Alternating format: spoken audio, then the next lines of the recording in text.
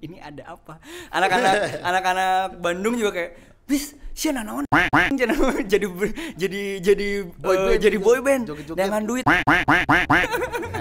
nyari uang. Iya.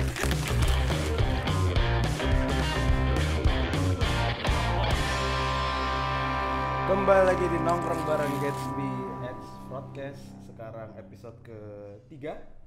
Saya sudah kedatangan seorang pengusaha, iya. Seorang rider, iya. Seorang dancer, iya. Langsung saja tuan-tuan dan puan-puan, kita sambut Bisma Karisma. Sampurasun. Apa kabar Bisma? Pangestu. Nah, waduh. Apa tuh artinya Pangestu? Pangestu tuh baik-baik saja lah kalau bahasa ininya mah. Kalo Pandemi gimana? Pandemi aman? Pandemi justru lebih produktif kali ya. Jadi tahu apa yang harus dilakukan untuk purpose hidup. Wah, keren. Ini belum apa-apa langsung kontemplatif gini. Emang apa ya? Emang jadi lebih banyak waktu sendiri, jadi lebih mikir sendiri gitu. Benar. Selain dari apa dampak tadi lo selama pandemi jadi lebih banyak mikir, apa aja tuh kesibukan yang biasanya nggak lo lakuin selama pandemi jadi lo lakuin? Oh, gue kuriak tuh apa ya? Kayak ngebangun rumah gitu, ngerenov rumah. Gue beli gerinda, beli spray gun, beli macam-macam perkakas gitu, toolbox sampai lumayan komplit karena pengen nyobain gimana sih jadi benerin rumah sendiri gitu. Gue ngebayangin kalau udah punya rumah sendiri nanti bareng keluarga bisa benerin sendiri. Oh, rumah sendiri bukan rumah orang di bukan dong. Tapi terima loh nanti mungkin. Banyak lah yang dilakuin, apa aja dilakuin lah saya mah. Riding enggak?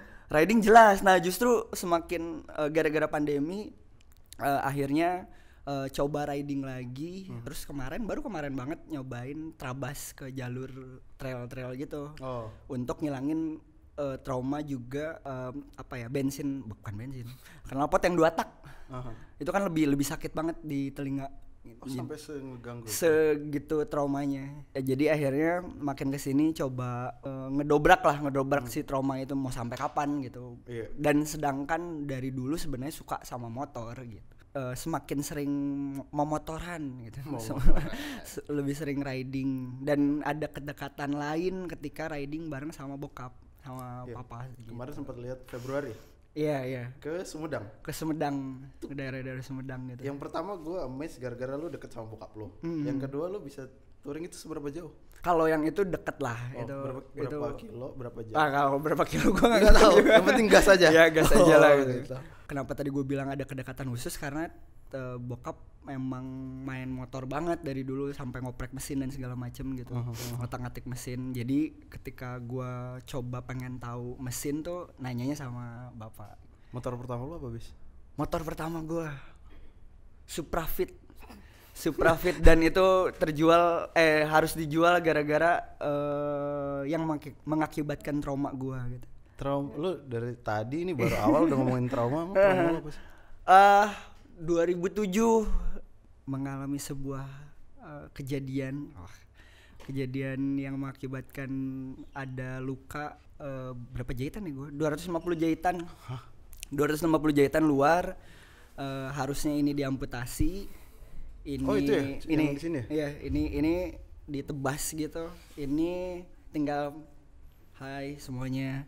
Ini saya ya, jadi nggak perlu ada muka saya juga, gini aja lah ya gitu. Lebih pede saya gini aja. Jadi 4,5. Banyak lah ini telinga dan segala macem.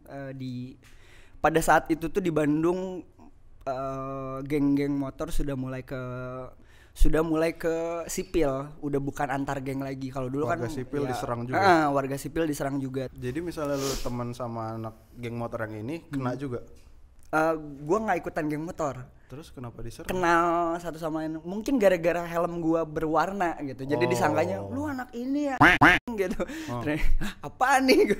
Dalam hati cuman astagfirullahaladzim gimana nih gitu. Belakang jauh ini gua kalau lari gua mati nih, ditusuk nih gitu. Yaudah deh, nyerahin diri, barang-barang diiniin, udah disikat pakai apa ya? Pisau daging mungkin yang segini gitu. Digituin gitu, itu yang bikin gue trauma. Dari 2007 gue nggak berani motor-motoran lagi sampai 2015. Akhirnya gue coba. Pada saat itu lu umur berapa? 2007 itu kejadian 3 hari sebelum Lebaran. Mau UN. Jadi UN gue pakai tangan kiri. SMA? SMA. Gokil. SMA. Gitu. Lu tuh terafiliasi sama satu geng motor gitu? Tidak juga. Gue masih bingung kenapa diserang. Ya itu karena sipil gue iseng aja gitu. Iseng aja. Wow. Kalau di geng motor tuh kan lu kalau mau naik pangkat, lu dapat apa? Dapat kuping, dapat jari, dapat apa gitu. Ada yang seperti itu gitu modulnya gitu. Kalau dari sepengetahuan gue ya gitu. Mungkin saat itu ada yang lagi dites. Jadi emang ada 10 motor gitu, terus yang lain pada ya panglimanya lah gitu. Panglimanya pada ngawal, yang ininya nyerang gue. Lu sendiri, Pak? Sendiri, Pak. Untung udah nganterin mama. Jadi pas abis sebelum itu tuh gue abis nganterin mama dulu. Terus jalan lagi, tiba-tiba dicegat. Gitulah. Pas kejadian itu disikat, lu sendiri naik motor ke apa? Si Suprafit itu yang baru lunas seminggu. Baru lunas seminggu. Gue dari SMP nabung dari hasil breakdance kompetisi gitu-gitu. Dapat motor, tiba-tiba harus dijual. Lalu SMP udah beli motor sendiri? SMP udah beli motor sendiri? Iya, nabung. Ya gitulah. Gara-gara anak jalanan, breakdance kan di jalanan banget. Kalau malam minggu kalau di Bandung tuh selalu rame tuh dari Cikapayang sampai bawah BIP tuh pasti ditutup ya, gaul di situ SD SMP gitu, dan ditemenin sama nyokap. Ditemenin sama mama itu tuh. Jadi gaulnya tengah malam sama mama tetap dikawal. Berarti keluarga tahu lu jago breakdance ya? Iya, mendukung karena asalnya gue pengen main skate, terus kata nyokap kayak udah jangan gitu, mending breakdance aja, lebih olahraganya semuanya gitu, nggak cuman kaki doang menurut pandangan mama pada saat itu. Sempet ditawarin sponsor gitu kan waktu itu tuh, sempet tawarin sama Volcom, tapi akhirnya gue breakdance sama Inside Spider Build dulu, bukan endorse kali ya bahasanya, sponsor ya, BA lah. Sponsor gitu, jadi dapat rezekinya tuh dari kompetisi, dari sponsor si brand-brand itu gitu. Lo itu datang dari keluarga yang dekat dengan seni atau enggak? Enggak sama sekali. Enggak, maksudnya dari turunan dan segala macam nggak ada yang emang into sama berkesenian. Tapi nggak tahu gue dari mana ya. Gue juga bingung sih. Gue juga bingung beneran, kayak ini gue ada darah seni dari mana? Mungkin dari kakek kali, tapi kakek pencaksilat dan segala macam doang gitu, bukan yang seni bela diri lo, pencaksilat. Bela diri. Iya. Gue pengen ngomongin soal Smash dikit. Boleh. Itu tuh 2000 berapa ya? Gue lupa sih gue. 2010. 2010. Itu dibentuknya audisi kah atau emang lo teman main kah? Ada yang audisi, ada yang emang udah diincar kali bahasanya. Diincar, ngeri banget. Lu ya orangnya. Di scouting kayak pemain bola ya. Iya, jadi si koreografernya Smash tuh memang satu tim dance sama gua. Cuman gua karena umurannya jauh kan gitu, gua dari kecil udah dance dan break dance kayak gitu-gitu. Terus nawarin, bis mau nggak ini bikin boy band? Hah, apaan tuh? Terus udah pokoknya cobain aja dulu katanya, karena kan lu bisa dance terus vokal juga dan segala macem. Gue punya band sebelumnya, ya udah deh gitu. Gue udah cobain gitu, iseng-iseng taunya weh serius nih gitu. Kasih tahu dong bawain apa bandnya. Ya begitulah. Band saya bukan di depan, justru dulu tuh main drum dulu, saya dari drum. Iya sih. Bawain apa? Ya salah satunya lah ya, Job for a Cowboy. Iya, terus Imo bawain From First to Last. Indie rock apa ya? Ya All American Reject pastilah gitu ya. Angkat-angkatan gitulah. Terus akhirnya tiba-tiba pop jazz bawain The Sound, bawain Jason Mraz. Kalau yang ininya tiba-tiba ya smash gitu. Oke, ini ada apa? Anak-anak Bandung juga kayak bis sia naon jadi boy band dengan duit nyari uang. Iya. Ya mau gimana lagi gitu kan. Oh ternyata rezekinya di sini gitu. Ya gue sebagai tulang punggung keluarga ya sudah gitu. Ya biarin lah gitu. Diacungin jari tengah tiap hari lagi cari rezeki juga dilemparin air kencing lah. Ya udah mau gimana lagi. Berarti lu ingatnya kompromi aja situ ya buat keluarga. Ya kompromi aja. Ya meskipun mental kena lah gitu.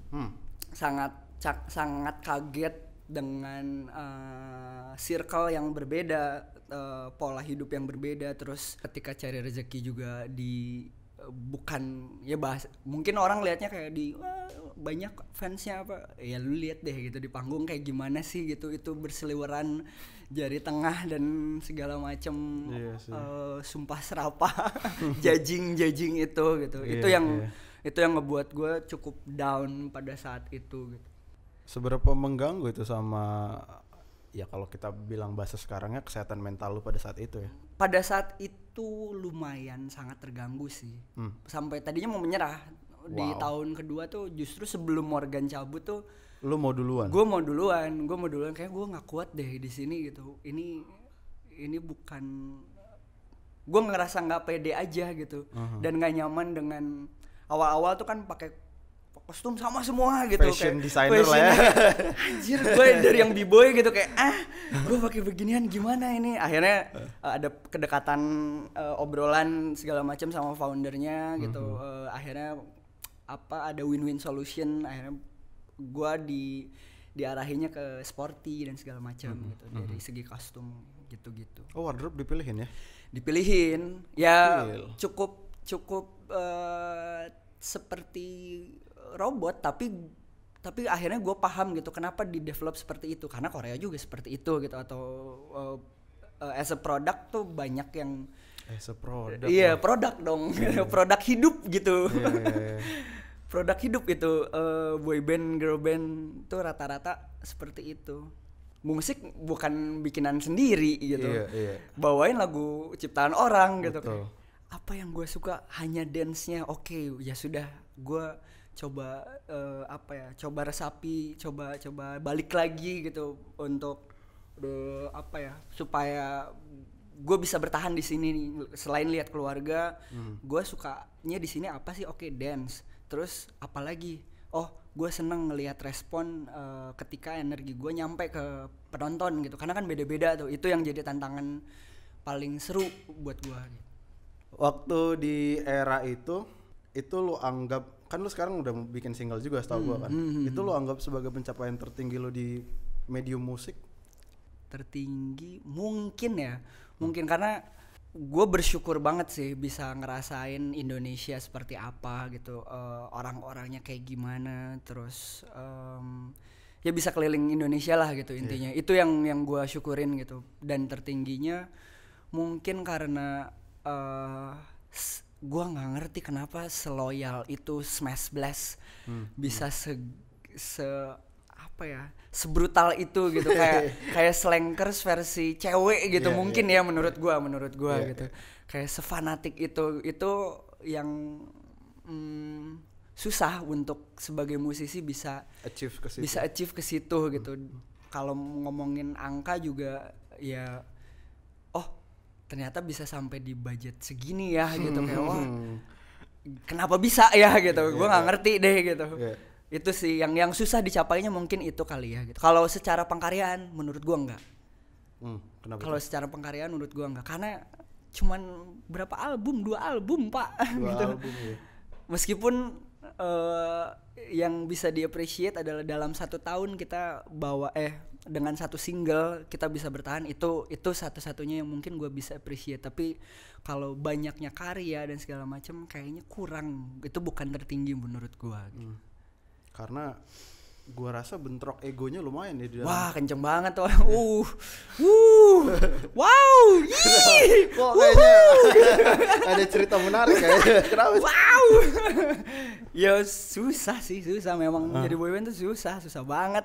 Yang bilang bikin boyband gampang. Cobain dulu bikin boyband baru tahu rasanya. Beneran susah banget, Pak. Internalnya apa sih selain ego tadi sih? Di masalah apa biasanya? Oke, gue mau ini, gue mau itu. Kan berargumen tuh panjang biasanya. Ada yang into sama karya, ada yang into sama popularitas, ada yang into sama angka. Jadi tujuannya beda gitu. Beda perspektif terus. Iya, titik temunya tuh susah banget gitu. Kalau misalnya gue speak up tentang ini gitu, pengkaryanya, ayo latihan lagi SDM apa segala macam gitu. Dance ya. Iya, latihan gitu. Kita sebagai SDM ya vokal paling utama kan gitu, dan dance gitu, fisik gitu. Itu kadang ada kesulitan gitu untuk memahami kenapa gue nge-push itu misalnya gitu. Atau misalnya bis udah ambil aja acara-acara TV yang konotasinya menurut gua kurang inline sama Smash yang mau diarahin ke sana gitu. Kenapa lu ambil? Oh, karena ngejar angkanya gitu. Ya gua bingung tuh gitu titik temunya gimana ya. Jadi banyak sebenarnya kompleks. Cukup kompleks gitu untuk nemuin win-win solution setiap ada project ya. Apa yang paling lu kangenin dari era Smash? Paling gua kangenin nasi kotak enggak sih apa ya yang gua kangenin ya dari Smash, bikin karyanya. Gue seneng bikin karya dengan kesulitan itu. Wah, gue masokis apa ya nggak tahu, gue seneng gitu bikin karya yang akhirnya semuanya mengiyakan gitu. Yes, asik ketemu titik temunya nih gitu. Terus begitu rilis juga di-appreciate dan ya direspon baik lah gitu sama orang, karena nomor 1 karya buat gue. Itu yang gue kejar sih. Setelah cabut dari Smash, lu sekarang berusaha merambah ke, sebenarnya gue malas pakai kata ini sih, side stream. Indian kiri kanan neo kanan. Itu kan bisa dibilang lu berarti rebranding ya, Pak? Iya rebranding banget itu. Rebranding gitu, jauh gitu. Wah, yang pertama Black sih itu. Susah banget. Kesulitan apa yang lo hadapi pas proses perubahan ini? Kesulitan untuk, kalau dari gua pribadi, mau musik yang seperti apa dulu yang mau gua deliver. Karena sebenarnya bank musik banyak banget, demo gue bikin banyak banget sampai, karena dari breakdance juga kali ya gitu. Jadi gue bikin yang sampai kayak ke arah Beastie Boys gitu. Gue kangen banget gitu. Di zaman-zamannya Beastie Boys, di 12 gitu, yang bener-bener anjir ini Bronx gitu, jalanan banget gitu. Tapi bentar, apakah ini tiba-tiba yang Lex keluar? Wah gitu kayak gitu, nanti gue akan mirip-mirip gitu. Ya udah bikin apa lagi, bikin terus sampai akhirnya ketemu sama Lava Pratomo gitu. Gue mencari juga produser yang bisa ngegawangin, karena gue udah cukup stres juga di itu tuh. Udah tahun kedua gue coba bikin terus musik gitu, sampai nggak pede terus kayak kayaknya butuh produser deh gitu.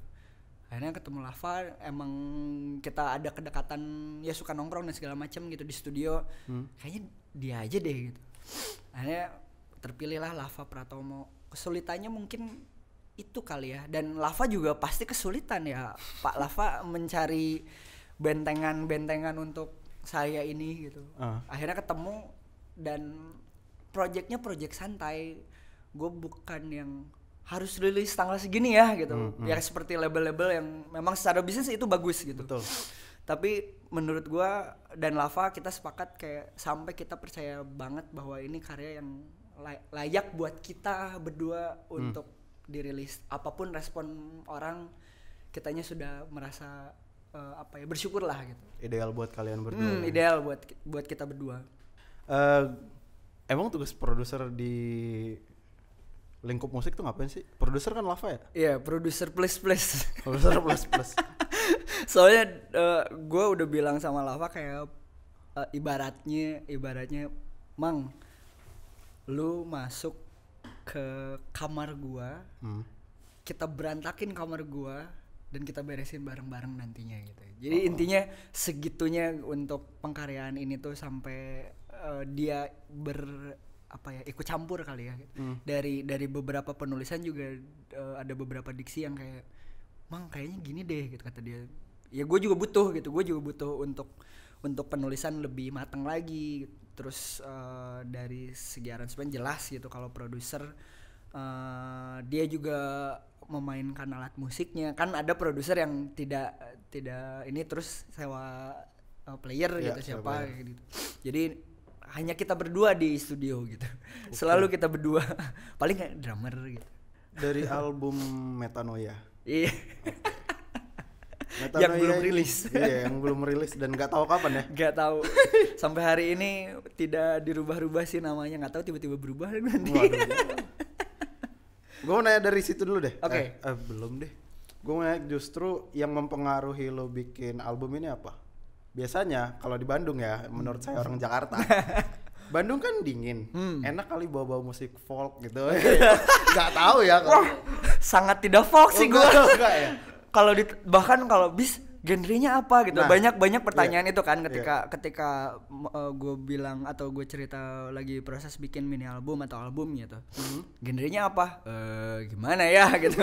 Karena bener-bener macam-macam dan gue nggak mau matok satu genre lah bahasanya gitu. Tapi gue mau bikin beberapa rasa yang memang beda-beda sesuai dari perjalanan hidup gue gitu.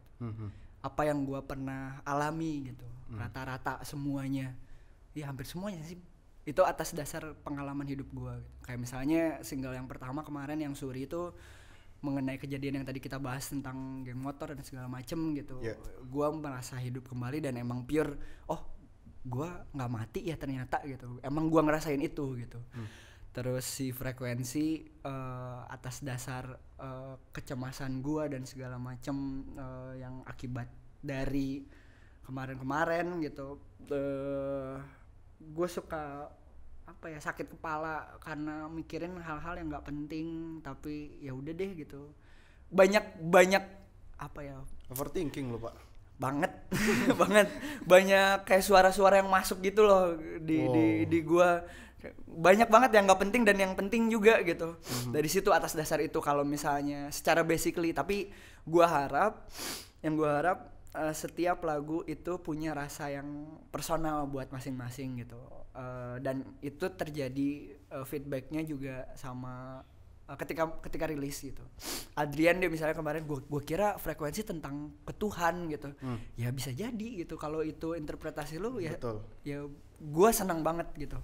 Justru itu yang seru kan gitu. Makanya dari segi lirik memang multitafsir gitu. Tadi kan kita sudah ngobrol pencapaian di musik lah ya. Musik. Kalau di dance tuh pencapaian yang paling memorable menurut lo apa?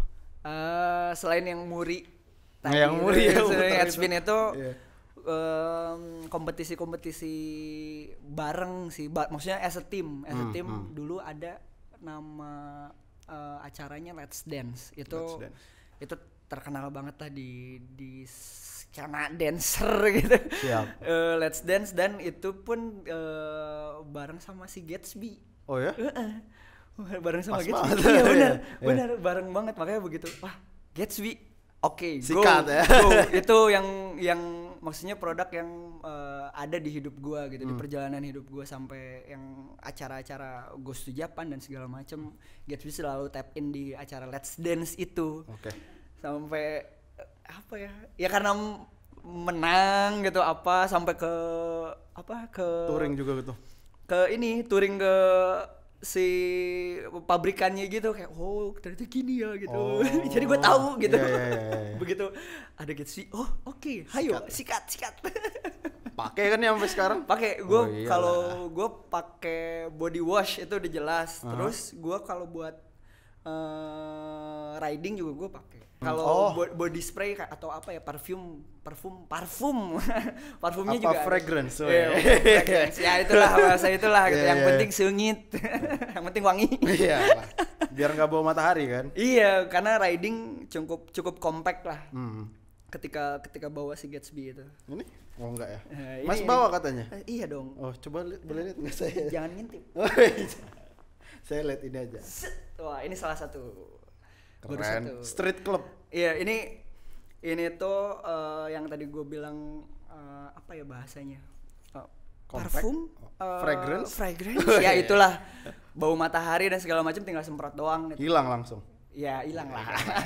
Ketutup sama ini. Ini karena kenapa gue pakai ini? Wanginya menurut gue cukup berkarakter. Dan ya biar terlihat karismatik lah. Wow. Berkarisma. Bisma karisma berkarisma. Wow, pengulangan banget. Pengulangan tuh. Bisma karisma berkarisma. Iyalah. Anjir bener juga. Itu yang satu. Satu lagi. Tada. Pomade. The one and only. Di Indonesia masih jarang soalnya. Iya, biasanya pomade kan gel ya. Ya, itu tuh masih jarang. Ini kenapa gue bawa karena jelas praktis, bawa di motor gampang banget. Yang kedua alasannya itu, ini mau lihat. Alasannya nggak perlu pakai tangan tersentuh sama tangan, nggak lengket karena langsung di spray terus pakai sisir. Udah. Begitu Pak. Cepat ya. Simple. Taktis woy. Simple sekali untuk riders. Mantap bola nih. Saya coba nanti. Motoran juga nggak? Motoran. Pakai apa? Itu yang brand Itali, pabrikan di Vietnam. Itulah. Brand Itali, pabrikan di Vietnam. Iya, sama saya juga brand Inggris, pabrikan di India. Iya, tahu. Bisa kali ya kayak riding terus pakai ini. Bisa, gue pakai tuh beneran praktis banget. Terus teman-teman yang lain juga kayak, bis itu apaan? Cobain aja, biar nggak ribet gue ngejelasinnya. Praktis kan? Langsung pakai aja. Gitu. Berarti ntar gue riding sama lu, gue harus lihat ini ada ya. Iya, lihat aja nanti. Iya, Gatsby, iya BA-nya berikut. BA berikutnya. Masuk. Udah ya, mantap ya. Oke, sebelum kita tutup podcast ini, gue mau melontarkan beberapa pertanyaan yang mungkin bisa buat lo menyesal. Enggak sih, mikir ulang lah. Oke. Yang pertama, kalau bisa memutarbalikkan waktu, bakal ngapain? Beneran mikir dong. Tadi katanya pura-pura. Bakal ngapain? Yoi. Bakal lebih ngerangkul keluarga kali ya, dari segi nenek kakek juga gitu. Gue pengen banget ada kedekatan yang lebih di area keluarga mungkin. Gitu sih. Family man lo ya? Pengennya. Pengennya, cuman ya terlibas oleh yang kayak begini-begini nih. Kompromi ya. Jadi mau gimana gitu. Mungkin kedekatan itu yang pengen gue rasain kali ya. Sama kakak juga gitu, yang kita sempat detach dulu gitu sampai akhirnya balik lagi bareng lagi. Tapi nggak apa-apa kan, komprominya demi keluarga. Iya, itu dia. Oke. Yang kedua itu kalau punya kesempatan untuk katakanlah punya super power. Wow. Apa yang mau lu punya? Kayaknya healer menurut gue seru sih. Healer? Ya maksudnya dalam penyembuh ya. Kan di RPG juga banyak tuh jadi healer ya. Kayaknya menyembuhkan orang mungkin salah satu yang gue inginkan di super power itu. Lu dua jawaban lu tadi tuh fokusnya keluar terus. lu sendiri gimana sih sebenarnya? Nah, gue selalu orang lain dulu deh, yang penting orang lain dulu deh. Gue mah gampang lah gitu. Nih yang ngefans sama lu kayak makin ngefans nih. Bismaniak nih kayaknya makin ngefans. Berencana. Sorry, udah dari branding. Yang terakhir Pak. Oke. Kalau hanya boleh punya satu motor seumur hidup apa? Kayaknya Supra Fit deh. Motor pertama justru ya. Iya. Setelah lu melewati kejadian itu tetap itu ya. Itu karena perjuangannya juga PR banget. Gue pengen ada titik temu lagi di situ gitu. Gue pengen banget punya motor Suprafit, jadi kalau ada yang jual tulis di komen ya. Jangan harga yang rapi, Mas. yang rapi ya. Serius gue. Serius. Nanti di restorasi ya. Iya di restorasi beneran, kayaknya cukup deh. Oke. Mapan. Mapan kalau udah punya Supra mapan.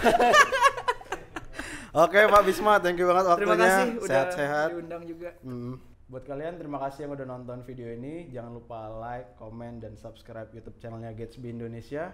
Jangan lupa juga follow Instagram Gatsby @gatsbycode.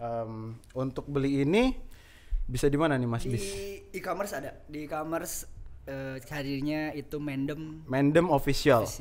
Mendem Official. Oke. Saya Aris Franky dan saya Bisma Karisma. kami berdua pamit. Bye.